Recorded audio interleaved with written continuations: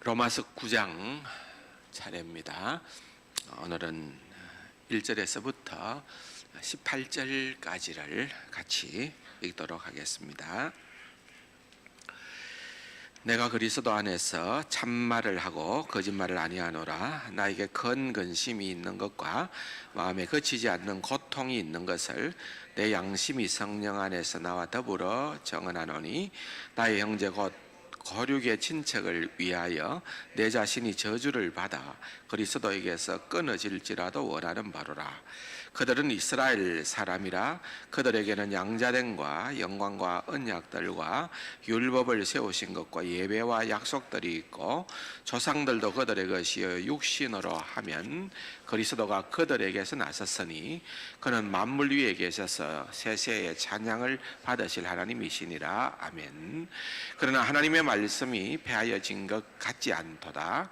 이스라엘에게서 난 그들이 다 이스라엘이 아니요 또한 아브라함의 씨가 다 그의 자녀가 아니라 오직 이삭으로부터 난 자라야 내 씨라 불리리라 하셨으니, 곧 육신의 자녀가 하나님의 자녀가 아니요 오직 약속의 자녀가 씨로 여기심을 받느니라.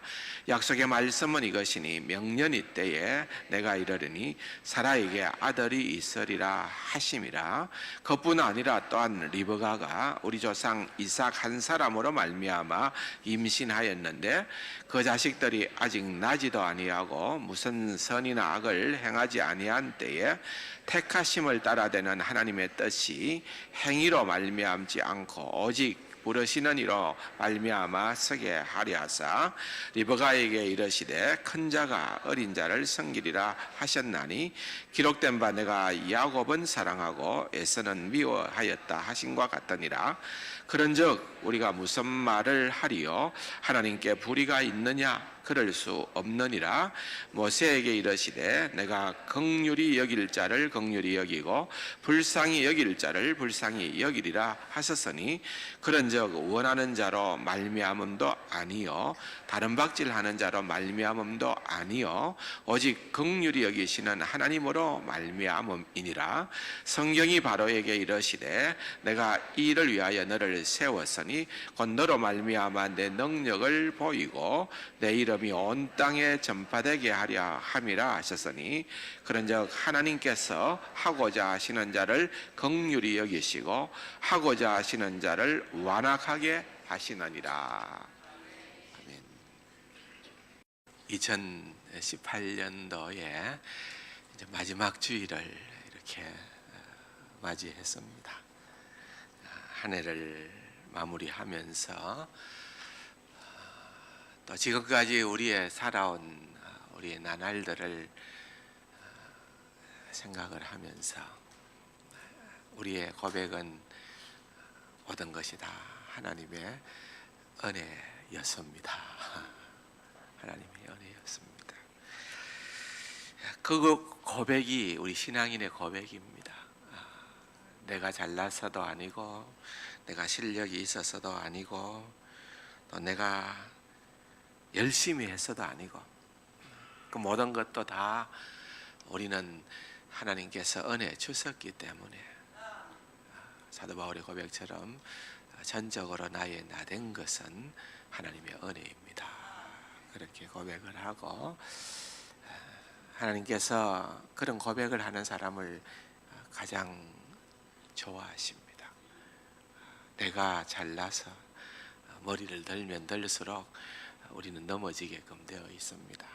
잘 나갈 때도 겸손해야 되고, 어려운 시절을 만날 때도 주님만 바라보고 의지해야 되고, 그렇게 살아가는 귀하고 복된 우리 세간 가족들이 다 되기를 바랍니다.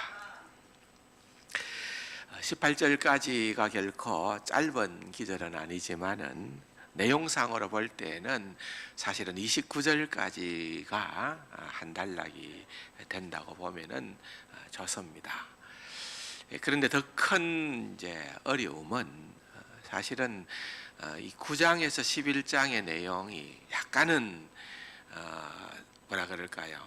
좀 막힌 듯한 느낌이 드는 그런 이 로마서의 한 부분입니다.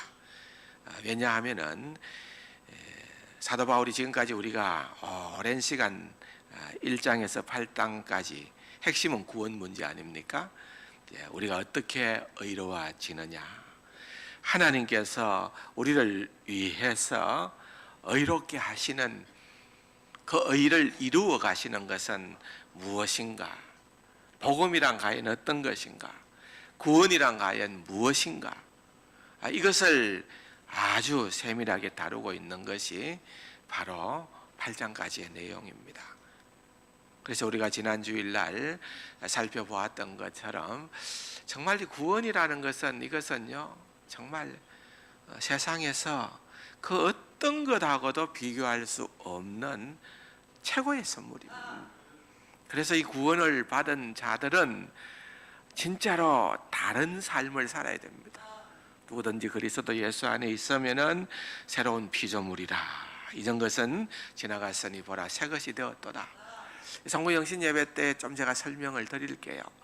아무튼 우리가 이제는 새로운 피조물이 되었다는 것은 새로운 세계관을 가지고 새로운 가치관을 가지고 이 세상 사람들이 중요하게 생각하고 가치 있게 생각하는 그것이 우리의 삶의 다가 아니고, 보이는 것이 우리의 삶의 다가 아니고 훨씬 더 중요한 보이지 않는 세계가 있고, 그것을 향해서 나아가는 자들이 바로 우리들이다. 그래서 이 구원의 비밀을 알고 살아가는 자들에게 있어서는 이 세상에 우리가 경험할 수 있는, 우리가 만날 수 있는 어떠한 어려움과 환난 가운데에서도 우리는 넘어지지 않는다는 거예요.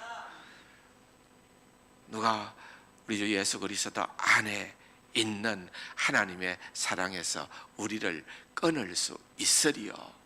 없다는 거예요. 없다는 거예요. 이것은 승리의 빵빠레입니다. 구원받은 하나님의 백성으로서 우리가 이 세상의 그 어떠한 상황 가운데서도 우리는 고개 숙일 자들이 아니에요. 주눅들 자가 아니고 우리는 정말 승리의 빵빠레를 울려도 좋을 만큼 그런 자로, 감사함으로, 기쁨으로 살아갈 수 있다. 8장에서 우리에게 주시는 구원의 확신이에요. 하나님께서 미리 아신 자들로 하여금 하나님께서 부르신 그들을 또 정하시고, 정하신 그들을 부르신 그들을 어떻게 하고요? 의롭다 하시고, 의롭다 하신 그들을 어떻게 해요? 영화롭게 하셨느니라.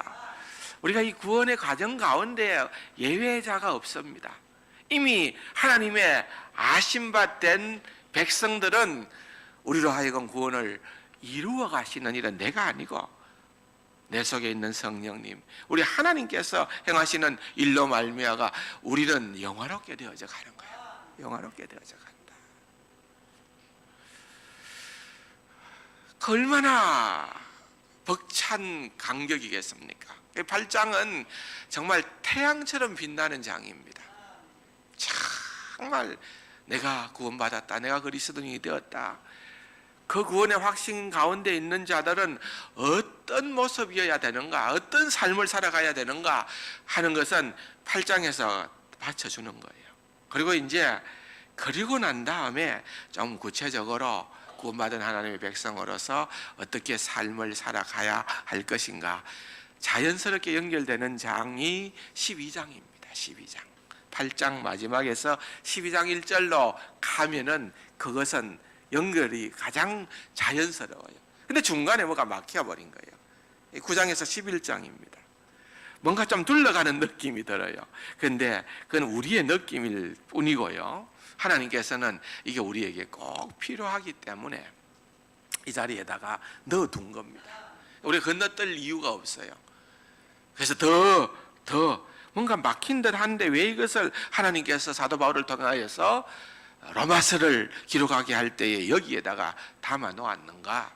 여러분들이 그것을 조금 더 집중을 하면서 9장부터 11장을 들여다보면 좋습니다. 그러면서 이제 9장을 한번 생각해 보기를 원하는데요. 9장을 들어오면은 뭔가 이제 바울이 가지고 있는 고민을 드러내 놓는 거예요. 여러분, 워낙 총명하고 논리적인 그러한 바울이기 때문에 그 감정의 표현이 전혀 없을 것 같아 보이기도 합니다. 그런데 아니에요. 9장으로 와보니까 그가 어떻게 얘기를 합니까? 내가 그리스도 안에서 진짜 진정으로 얘기한다는 거예요. 참말을 하고 거짓말을 아니한다는 말은 평상시에 내가 거짓말을 좀 적당히 했는데 이제 진짜다 이런 말이 아니고, 진짜 이거는 내 중심을 그대로 드러내 놓는다는 거예요. 내가 내놓는데 나에게 큰 근심이 있는 것과 마음에 그치지 않는 고통이 있다. 같은 것을 반복하고 강조하는 거 아니겠습니까? 바울은 조금 전에 8장에서 이 세상의 그 어떤 것과도 비견할 수 없는 구원의 확신과 기쁨, 그래서 그것이 있으면 다 되었다, 그렇게 삶을 묘사를 하고 그것을 누리고 살았던 거였는데, 갑자기 그가 큰 근심과 고통이 있다, 내가 진짜로 아프다, 진짜 메어진다, 찢어진다, 이런 지금 표현인 거예요. 그게 뭔가 들여다 보니까 그것은 나의 형제, 거룩의 친척을 위하여 내 자신이 저주를 받아 그리스도에게서 끊어질지라도 원하는 거다. 무슨 말입니까? 내가 하나님의 사랑에서 끊어질지라도, 그런 대가를 치른다 하더라도 1장에서 8장까지 해서 그가 그토록 강조하고 주장했던 그 모든, 내가 하나님의 백성 되고 하나님의 자녀 되고 내가 구원받고 내가 그리스도인의 삶으로 들어선 축복이 얼마나 크고 놀라운가를 내가 다 누리고 살았는데, 그런 것들을 다 내려놓는 한이 있더라도, 심지어는 무시무시한 표현을 썼는데 내가 저주를 받아, 내가 저주를 받아. 이 표현은요, 하나님께서 출애굽한 이스라엘 백성들을 가나안 땅으로 데리고 가잖아요. 여호수아를 선봉으로 세워서 가나안 땅을 정복할 때 첫 번째 난관은 여리고성이었습니다. 여리고성을 넘어가야 되는데, 그 여리고성을 무너뜨릴 때에 하나님께서 명하신 엄한 명령이 있습니다. 그건 뭔가 하면은, 여리고성에 어떠한 생명이라도, 사람은 물론이지만은 어떠한 생명체라도, 짐승이라도 하나도 남기지 말고 다 멸절시켜라. 그 정도로 끝나는 것이 아니고, 거기에 있는 어떤 것이라도 아무리 좋아도 황금보화가 있다 하더라도 그것을 전부 다 불태워버려라. 성 안에 있는, 여리고성에 있는 모든 것들은 다 불태워버려라. 하나님께서 명하신 명령이에요. 여리고성의 입장에서 볼 때는 그것은 완벽한 저주예요. 그걸 의미하는 단어예요. 바울은 자신이 그렇게 된다 손치더라도 나에게 있어서 정말 내가 얻고 싶은 것이 있다는 거예요. 내가 아파하는 것이 있다는 거예요. 뭐냐? 4절입니다. 나의 형제는 곧 거룩의 친척은 누군가 하면은 이스라엘이라는 거예요. 내 동족이라는 거예요. 내 동족이다. 왜? 그 당시도 그렇고 지금도 그렇고 이 유대인들이, 이스라엘이 예수 그리스도 메시아로 오신, 이 땅에 오신 예수 그리스도를 배척하고 거부하기 때문에 그래서 거의 대부분이, 유대인의 대부분이 그렇게 예수 그리스도를 거부하기 때문에 정말 마음이 아프다는 거예요. 얼마나 놀라운 동적인가. 이 유대인들이 보통 사람들이 아니지 않느냐, 어떻게 표현을 하고 있는 것입니까? 4절에 보면은 8가지의 특권을 얘기를 합니다. 첫 번째는 양자됩니다. 설명을 드렸던 것처럼 그들은 하나님의 자녀로 하나님께서 유대인들을 불러주셨다는 거예요. 영광과 하나님을 만나는 영광, 세상의 그 어떤 신들이 아니라 하나님을 만나고 하나님께서 머무시고 하나님께서 그들과 함께하는 그 세키나 영광이라는 말이에요. 언약들. 여러분 구약 성경을 읽어보면 하나님께서 때를 따라서 약속을 주시잖아요. 언약, 아브라함과 맺은 언약, 모세와 맺은 시내산 언약, 다윗과 맺은 메시아 언약, 뭐 대표적인 그런 언약들이 있죠.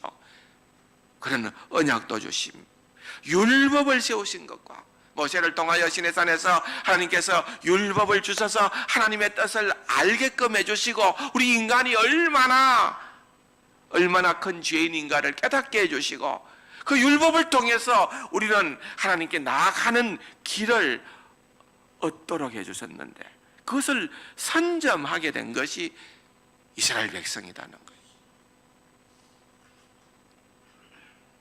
예배와 하나님을 만나는 예배, 성전에서의 예배, 그것을 그들은 누리고 있었고 약속들이 있고 구약 성경에 읽어보면 수많은 약속들이 있잖아요. 메시아에 대한 약속, 종말론에 대한 약속, 하나님께서 명하신 그런 약속들이 있고 또 남들이 부러워할 만한 조상들, 아브라함과 모세와 다윗과 뭐 그 외에도 숱한 조상들이 있고요. 그리고 5절 하반부에 보면은 육신으로는 그리스도가, 그들이 간과하고 잘 놓쳐버리기도 쉽지만은 그리스도가 유대인의 몸을 입고 나왔다는 거예요. 그러니까 이게 벌써 무슨 말인가 하면은 우리 유대인들이 이런 많은 특권을 가지고 있음에도 불구하고 그럼에도 불구하고 예수 그리스도와는 상관이 없다는 것이 이게 비극이라는 거예요. 여러분 우리는 이런 특권들이 없었음에도 불구하고 하나님의 자녀가 된 것은 크고 놀라운 하나님의 은혜입니다. 이걸 감사해야 돼. 내가 하나님의 자녀 된 것, 내가 구원받은 것, 이건요 정말 감사해야 돼요. 유대인들은 보니까 그게 안 되잖아요. 이런 많은 특권을 가지고 있는데도 불구하고 그들은 지금 이런 안타까운 자리에 이르렀다는 것입니다. 이로 인하여서 사도 바울이 마음을 아파합니다. 그러면서 그가 또 살피게 된 것이 6절의 말씀입니다. 같이 한번 읽어볼까요? 그러나 하나님의 말씀이 폐하여진 것 같지 않도다. 이스라엘에게서 난 그들이 다 이스라엘이 아니요. 자, 하나님께서 아브라함을 통하여서 이스라엘 백성들을 복주시겠다고 약속하셨는데 지금 보니까 대부분 하나님을, 예수 그리스도를 통하여서 하나님을 믿는 믿음을 포기하잖아요. 예수 그리스도를 인정하지 않잖아요. 그러면은 하나님의 약속은 무엇입니까? 하나님, 우리를 향한 하나님의 그 모든 계획은 실패로 끝난 것이 아닙니까? 이렇게 얘기할 수도 있다는 거예요. 그렇게 단정할 수도 있다는 거예요. 그런데 바울이 거기에서 선을 분명히 꺾고 있습니다. 하나님의 말씀이 폐하여진 것 같지는 않다.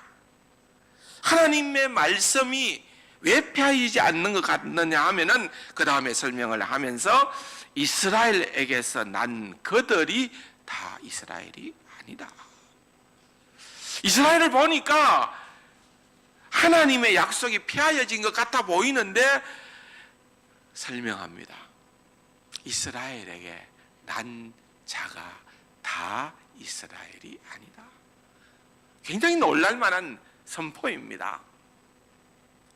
그러면서 그것을 구체적으로 예를 드는 것이 바로 아브라함의 아들들, 이삭의 아들들, 그렇게 예를 듭니다. 7절에 이하에 보면은 아브라함에게 있어서 두 아들이 있었어요. 아브라함의 자녀가 다 이스라엘이 아니고 두 아들이 다 이스라엘이 아니고 하나님께서 약속하신 약속의 아들이 있다는 거예요. 누구예요? 이삭이라는 거예요. 하나님께서 사라를 통하여서 이삭을 주신 그 이삭이 하나님의 약속의 이스라엘이라는 거예요. 이스마엘이 아니라는 거예요.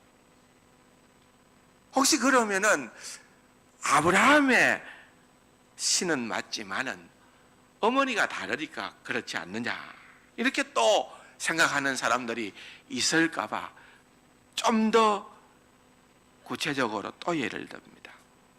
그 다음에는 누구를 예를 듭니까? 리브가의 예를 듭니다.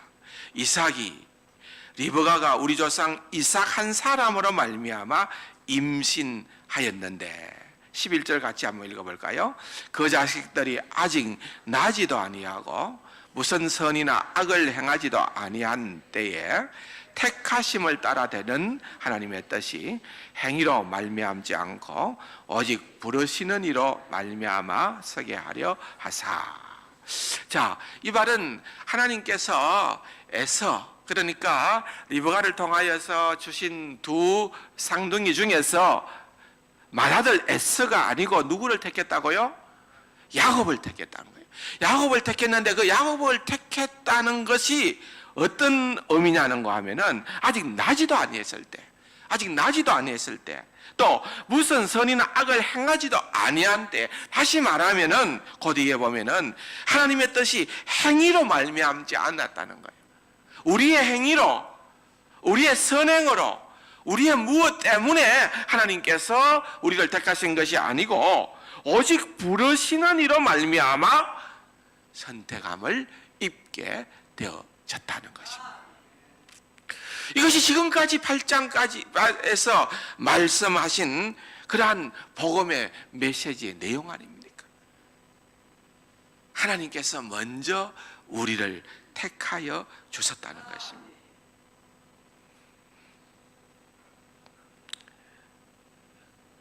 12절에 보면은 리브가가 이르시되 큰 자가 어린 자를 섬기리라. 큰 자 에서가 어린 자 누구예요? 야곱을 섬기리라. 13절에 보면은 기록된 바라는 말라기서의 말씀을 인용하고 있는데요. 내가 야곱은 사랑하고 에서는 미워하였다 하신과 같으니라. 그래서 자, 여기 미워했다는 말은요, 우리가 보통 일상적인 생활에서 감정적으로 내가 누구를 좋아하고 누구를 미워한다 할 때 그런 미워하는 것을 의미하는 게 아니에요. 이것은 히브리 간용 어법이에요. 뭔가 하면은 이것은 누구누구를 덜 사랑한다든지 더 사랑한다 할 때에 이런 대조를 넣는 거예요. 예를 들어서 예수님께서 너희들이 나를 따라오려면은 너희 가족들을 미워해야 한다 할 때에 가족을 미워해야만 제자가 된다, 이런 말씀이 아니라 너희들이 사랑하는 가족들보다 나를 더 사랑해야 내 제자가 된다, 이 표현입니다. 이 말씀입니다. 그래서 하나님께서 에서를 미워하고 야곱을 사랑했다는 말은 에서보다 야곱을 더 사랑하셨다는 거예요. 왜요?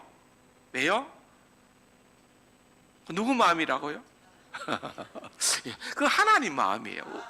우리 그거 따지면 안 돼요. 우리가 알 수 없어요. 하나님 뭐 그럴 수 있습니까? 하나님 뭐 왜 그러십니까?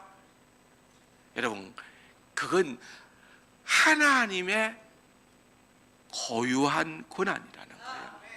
그 부분을 이제 다음 파트에서 다음 주일날 말씀을 드리겠습니다만, 하나님의 절대 주권에 대한 것은 여러분 우리의 머리로 이해해서는 안 됩니다.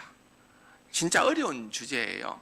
켈빈이 이 뭡니까? 켈빈주의 5대 교리를 얘기할 때에 제한된 구속, 불가항력적 은혜, 뭐 또 이런 얘기들을 할 때에 이게 어떤 의미에서는 굉장히 인간적으로는 이해 불가한 얘기를 한 거예요.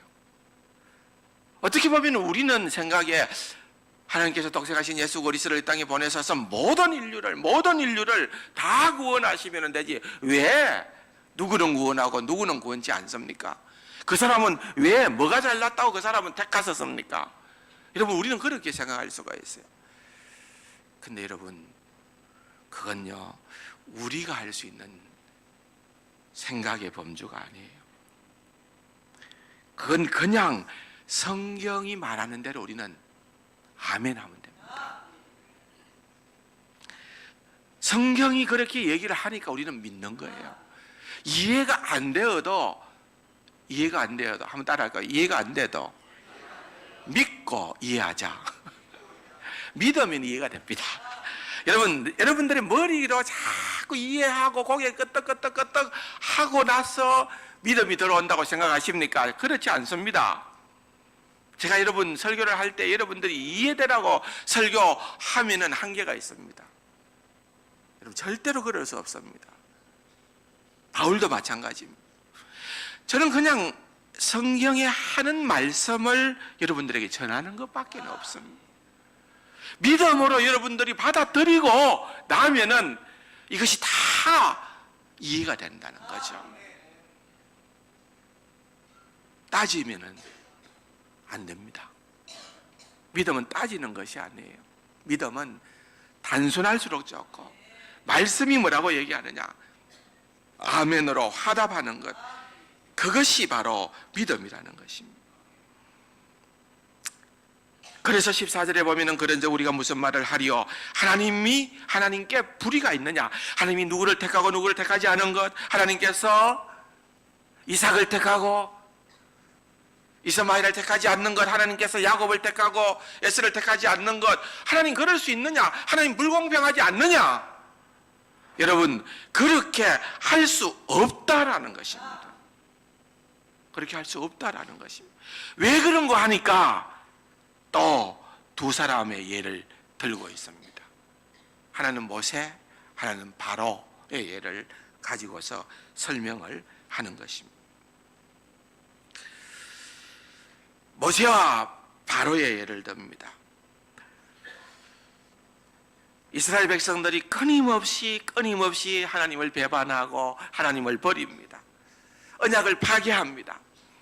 그런데 하나님은 그럴 수 없잖아요. 그러니까 하나님은 늘 한량없는 은혜와 사랑을 베풀어 주시는 것입니다. 모세가 그렇게 기도를 하지요.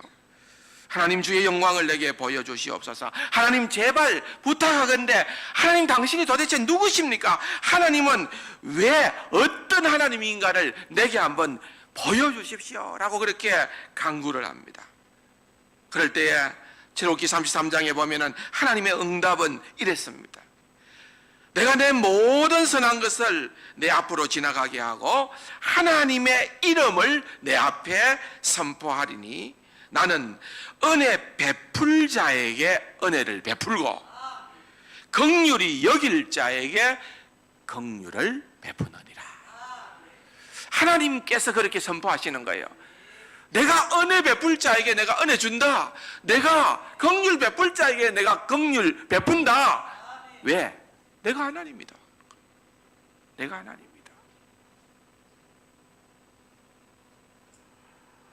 그것은 베푸는 사람의, 베푸는 이의 전적인 자유에 달려 있다는 것입니다. 왜 하나님이 이렇게 하지 않습니까? 그렇게 불공평하지 않습니까? 그렇게 따지는 것은 모순이라는 것입니다.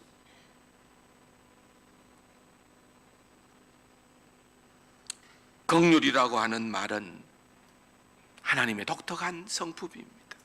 오늘 본문의 15절에서 이 말씀을 인용을 합니다. 모세에게 이르시되 내가 긍휼히 여길 자를 긍휼히 여기고 불쌍히 여길 자를 불쌍히 여기리라 하셨은즉 그랬습니다. 이거 하나님께서 하신 거예요. 하나님이 긍휼히 여겼었는데 이것은 하나님의 성품입니다. 근데 우리가 마치 하나님을 변덕스러운 능력 있는 독재자 정도로 생각해서 변덕스럽게 이것 하고 이것 안 하고 이것 택하고 저것 안 택하고 그렇게 하는 것은 불공평하다고 생각할는지 모르지만은 긍휼이라는 그 자체가 여러분 그 속에는 빚이 없는 거예요. 빚이. 하나님께서 우리에게 갚아야 될 빚이 거기에 있는 것처럼 우리가 주장해서는 않는다는 거예요. 우리가 긍휼을 받은 사람인데 하나님 앞에서 마치 요구해야 될 권리와 권한이 있는 것처럼 주장해서도 안 된다는 것입니다. 하나님의 권한이라는 것입니다. 그 다음 16절을 다 같이 한번 읽어볼까요? 그런즉 원하는 자로 말미암은도 아니요. 내가 원한다고 해서 긍휼을 받는다는 것도 아니고요. 다름질하는 자로 말미암음도 아니다. 다름질한다는 것은 내가 노력한다는 거예요. 내가 노력해서 구원을 이루는 것도 아니고 오직 긍휼히 여기시는 하나님으로 말미암음이니라. 긍휼히 여기시는 하나님으로 말미암는다는 거예요. 이런 예가 적합할 것 같아요. 아주 빈민가에, 우리가 그 옛날에 필리핀에 빈민촌에 학교도 세우고 그렇게 했잖아요. 너무 어려운 빈민촌의 학교에 그 극빈자 자녀들이 많이 나옵니다. 근데 어느 부자가 내가 저 아이들을 생각하니까 참 마음이 아파. 그래서 내가 저 아이들 가운데에서 내가 한 진짜 몇백 명이 있는데 그 가운데 내가 한 100명만 장학금을 줘야지. 자, 장학금을 전달하러 가서 전달했습니다. 여러분, 부자가 100명 장학금 전달한 것 왜 그렇게 했느냐고 따지면 됩니까? 안 됩니까? 잘못했습니까? 왜 우리가 수백 명 있는데 당신은 능력자인데 100명만 주느냐? 아무도 그렇게 얘기 안 합니다. 아무도 그렇게 얘기 안 해요. 우리가 장학금 전달하기 위해서 학교 가면은 우리 장학금 받을 사람들이 너무 많은데 세안교에서 왜 그것 갖고 왔느냐? 컴플레인 안 해요. 갖고 온 것만 해도 고맙다는 거예요. 왜? 우리가 채무자가 아니기 때문에 그래요. 빚진 자가 아니기 때문에 그렇다. 긍휼의 속성이 바로 그것이라는 거예요. 긍휼을 베푸시는 자가 다 줄 수도 있고 제한되게 줄 수도 있고 누구는 줄 수도 있고 누구는 안 줄 수도 있는 게 이게 그분의 권한이에요. 그래서 우리가 그것을 하나님의 절대적 주권이라고 그럽니다. 절대적 주권. 우리는 다만 내가 긍휼함을 입었다는 그것 때문에 감사하는 거예요. 감사하는 거예요. 보세요. 그 다음 17절에 보면은 성령이 바로에게, 바로가 누굽니까? 모세와 대항했던 애굽의 왕 바로지요. 바로가 하나님의 구원 계획에 서임을 받잖아요. 부정적인 측면에서. 자, 성경이 바로에게 이르시되 내가 이 일을 위하여 너를 세웠다. 곧 너로 말미암아 내 능력을 보이고 내 이름이 온 땅에 전파되게 하려 함이라 하셨으니. 그러니까 하나님께서 10가지 재앙들을 통하여서 사실은 바로는 더욱더 완악하게 되어져 가고 하나님께서 얼마나 위대하신 분인가를 더욱더 보여주고 결국은 손들게 하려고. 그래서 하나님의 뜻을 이루어가는 거예요. 18절 같이 한번 읽어볼까요? 그런즉 하나님께서 하고자 하시는 자를 긍휼히 여기시고 하고자 하시는 자를 완악하게 하시느니라. 누구 마음대로? 엿장수 마음대로? 누구 마음대로요? 하나님 마음대로. 하나님이 긍휼히 여기는 자는 긍휼히 여기시고 하나님께서 완악하게 하고자 하는 자는 완악하게 된다는 것입니다. 이게 바로 하나님의 절대적 주권입니다. 출애굽기에 4장에서부터 보면은 이 바로와 모세와의 이야기가 나오지 않습니까? 거기에 보면은 4장 21절에 내가 그의 마음을 완악하게 한 적, 바로의 마음을 완악하게 한 적 그가 백성을 보내주지 아니하리라 했습니다. 그러나 또 다른 한편으로는 바로가 그의 마음을 완강하게 하여 하나님이 바로의 마음을 완악하게도 하시고 바로가 스스로 자기의 마음을 완강하게 했다. 그렇게도 표현하고 있는 것입니다. 여러분, 둘 다 맞는 표현이에요. 마음이 완악해진다는 것에 대해서 성경은 뭐라고 말을 할까요? 여러분들 가운데 어떤 사람은 혹시 바로가 원래는 좋은 사람인데 하나님께서 그의 마음을 완악하게 했기 때문에 차갑게 바꾸어 버려졌다, 그렇게 생각하실 분이 계시나요? 그것은 올바른 생각이 아닙니다. 출애굽기를 자세히 살펴보면은 바로가 이스라엘 민족 전체를 노예로 삼고 아이가 태어나게 나면은, 남자가 태어나면은 죽여서 결국은 이스라엘 민족을 멸절시키려고 하는 그런 너무나도 사악한 계획을 이미 갖고 있었던 존재가 바로 있었어요. 그러니까 여러분, 이 완악이라고 하는 것은요 다른 게 아니에요.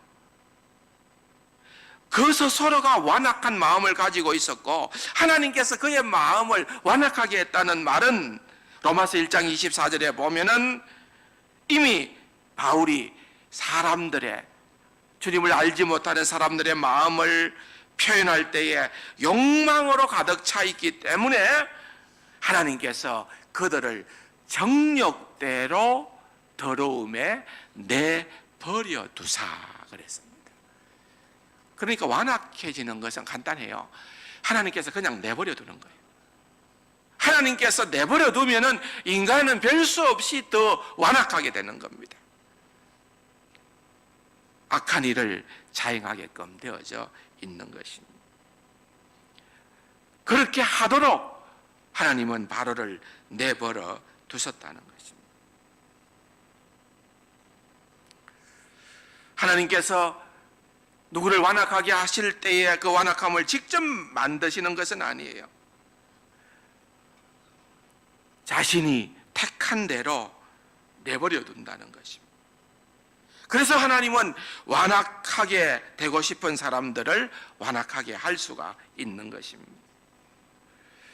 따라서 하나님께서 완악하게 하는 사람은 기본적으로 완악하게 되고 싶은 사람들이에요. 자기 정욕대로, 자기 욕심대로, 자기 하고 싶은 대로 하려는 사람 하나님께서 완악하게 해버리시는 거예요. 그런데 놀라우게도 하나님께서 우리를 긍휼히 여겨 주셨다는 겁니다. 하나님께서 하고자 하시는 대로 우리를 긍휼히 여겨 주셨다는 것입니다. 그러므로 이 놀라운 구원의 교리, 이 놀라운 선택의 교리에 대해서는요 19절 이하에 좀 더 구체적으로 설명을 하겠습니다만은 우리에게는 어떤 따질 권리가 없습니다. 한번 따라합시다. 선택은, 구원은 하나님의 절대적인 주권입니다. 예, 하나님 감사합니다. 하나님 감사합니다. 하나님 나를 구원해 주신 것은 내가 아니고 100% 하나님의 놀라운 은혜입니다. 그렇게 여러분들이 늘 생각하고 살아가는 은혜가 있기를 주님의 이름으로 축원합니다.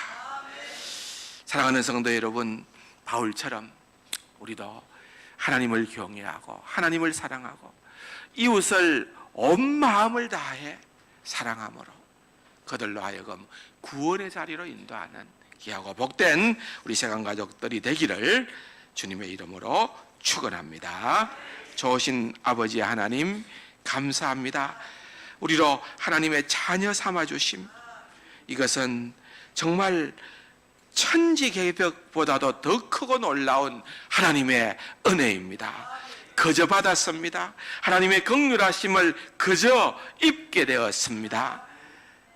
주님의 크고 놀라운 은혜를 감사하며 살아가며 하나님께서 원하시는 놀라운 일을 위하여 서임받기에 조금도 부족함이 없는 우리 주변에 있는 우리의 사랑하는 이웃들, 동족들, 가족들, 저 북녘 땅에 있는 우리의 동포들을 위하여서 주님 우리가 기도하고 또 기도할 수 있는 그 은혜를 허락하여 주옵소서.